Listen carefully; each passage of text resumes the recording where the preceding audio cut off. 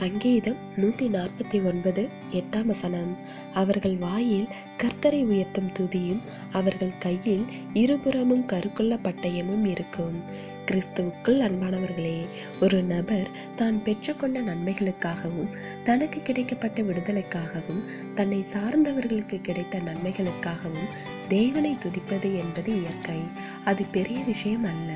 நம்மிடத்தில் தேவனாகிய கர்த்தரை உயர்த்தும் துதி இருக்கிறதா என்பதை சிந்திக்க வேண்டும். அதாவது, தேவன் உங்களிடமிருந்து ஆசீர்வாதங்களை எடுத்து போடும் போதும் தாமதிக்கும் போதும் துதிக்க முடிகின்றதா?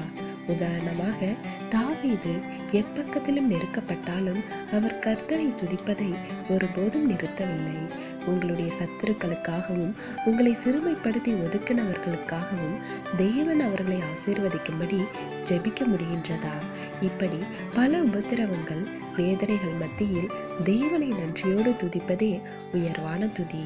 இதுவே நம்முடைய சத்துருவின் மேல் நியாய தீர்ப்பு செலுத்த நம்முடைய கையில் இருக்கும் பட்டயம். எனவே தேவ பிள்ளைகளே, நம்முடைய வாழ்க்கையில் தேவனுடைய கரத்தை பார்க்க வேண்டுமென்றால் நீ தாழ்ந்த நிலையில் தேவனை துதிப்பதிலிருந்து எழும்பி உயர்வான துதிகளை செலுத்த வேண்டும். அதுவே தேவனுக்கு பிரியமான துதியாக இருக்கும். தேவனுடைய கிருபையும் இரக்கமும் உங்கள் அனைவரோடும் இருப்பதாக.